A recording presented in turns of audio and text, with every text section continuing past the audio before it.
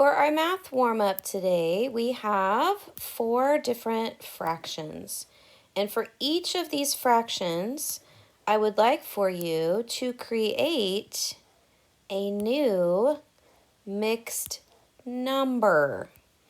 So take a look at our first one. We have 3 halves.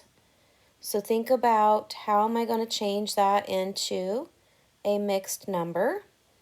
The same thing with 5/4. And then we have 2 2/3, which is already a mixed number. So in this instance, I would like you to change it into a different mixed number or a fraction larger than 1. And the last one, same thing. Okay, pause your video. See if you can remember how to do that. All right, let's take a look. So what I decided to do for this first one was make that a mixed number because right now it's already a fraction larger than 1. So I took and made it 1 1/2. Now you may have done the same thing, right? There isn't a way to change that into anything else other than the 1 1/2 for this particular one. We go down to the second one, we have 5/4. Again, this fraction isn't that big for us to change it too much. So I changed it to 1 1/4. But this one, however, you can change into a different mixed number by taking a whole away from this 2 and exchanging it for 3/3. So that would leave me with 1 whole, and then I add the 3/3 to the 2/3, and that's where the 5/3 comes from. Okay, did you happen to do it a different way? Did you turn it into just a fraction? So if you did that, it probably would be 8/3 if you did that. So this would be another way to write that one. Okay, and our last one, we have 1 7/5. Now this one, if I took a whole away and turned it into 5/5 and added it to the 7/5, is going to give me 12/5. So I believe that's the only way to do that one as well. So how did you do? All right, let's move on. We're going to take a look at our math message today. And in order to complete the math message today, you need to look at the data on page 138 in your student math journal. We have Ms. Arazi told her class to use the data to write the ordered pairs. Sarah wrote the following ordered pairs. She wrote 5, 1, 3, 7,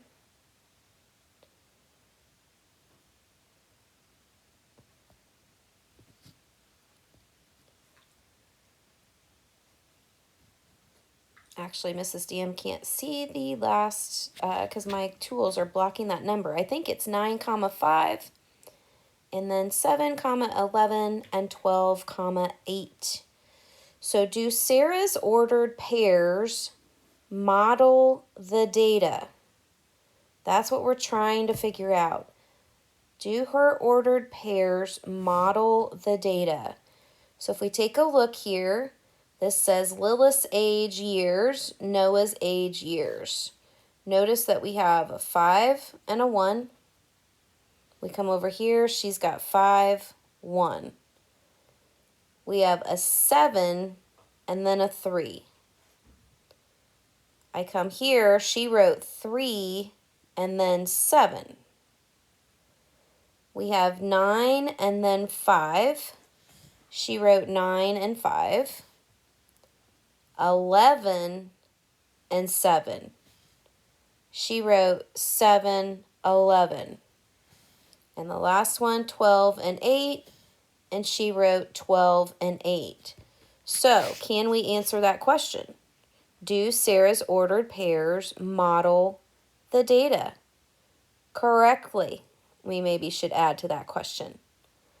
If we were looking to see if they were placed in the same order, then the answer would be no. And we know how important it is to make sure that we go in a certain order because it changes our result. So my answer to this question would be no. She confused some of the numbers. Okay, so today's lesson is solving problems on coordinate grids, part 2. So why are we doing a part 2? Well, there is more to it, and we couldn't fit it all in one lesson. That's the reason. So, again, we're using ordered pairs and looking at data because it helps us determine patterns and to look at data overall, because as you get older, you're going to be using data for different kinds of things. And so being able to make sense of that data is pretty important. So what you're going to do today is go ahead and open up your workbook to page 139. And you should see this problem. So let's take a look. It says for the data set, fill in the missing values and write the data as ordered pairs. Plot the points on the grid on the next screen and connect them using the Line E tool. Use the graph to answer the questions. And here's the information. Dean is raising money for charity. He earns $2 for each lap he runs around the gym. So right here we have a column that says laps run. This is going to be the X part of our coordinate grid. Money earned, which is going to be the Y part of our coordinate grid. So if we know this first row of information, we know that he ran 1 lap, he earned $2. Okay, we're going to write that ordered pair over here. So it's going to be 1, and we already have our comma, 2. Next, we're going to take a look at that second row. Now he ran 2 laps. What are we going to place here for money earned? We know that he got $2 for 1 lap. Now he ran 2. So that means that would be 2 times 2, so he's going to get $4. So our ordered pairs are going to be 2, 4. Then we're going to work our way backwards for this next one. He earned $6. So how many laps did he run? In this instance, we're going to do 6 divided by 2, which gives us 3. So our ordered pair for that one is going to be 3, 6. And then our last row, we have 4 laps times $2 is going to be 8. So our ordered pair is going to be 4 and 8. 4, 8. Now, we have to think about the information that we just wrote down, and we're going to plot that on our grid, and then you're going to answer the questions, A through C. So pause your video, go ahead and plot your data, and then we'll come back to the questions.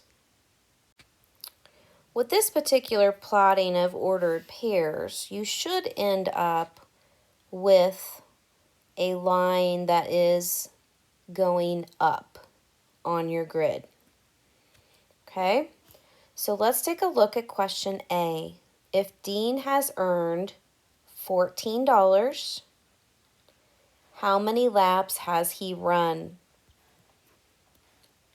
Okay, so let's think about that. If he earned $14, it would be way up here. And if it follows this trend of going up to $14, it's going to be 7, right? Or if we think about 14 divided by 2, our answer would also be 7. So he will have done 7 laps. It says for letter B, put an X on the point on the grid that shows your answer to part A. So we're going to go up 7, or over 7, up to 14, and we're going to place an X. Then we're going to move to letter C. What are the coordinates for this point? We're going to write 7, comma, 14. Okay, let's take a look at another example, which should be the next problem on that page. For the data set, fill in the missing values and write the data as ordered pairs. Plot the points on the grid, and we're not going to use an e-tool. Use the graph to answer the questions. So Sally uses 2 paintbrushes for each paint jar. So it shows us that she's got 2 brushes for 1 jar. So our ordered pair is going to be 2, comma 1. Then we're going to go to that second row. She's got 4 brushes for how many jars? So our answer should be 2.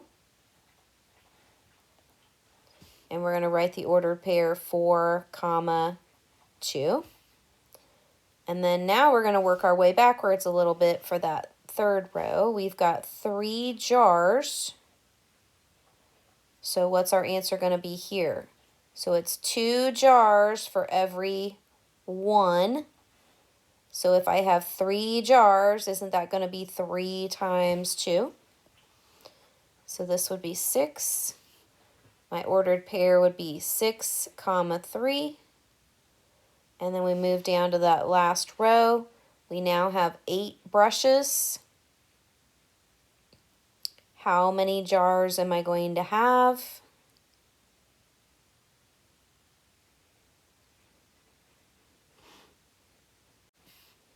So my answer would be 4.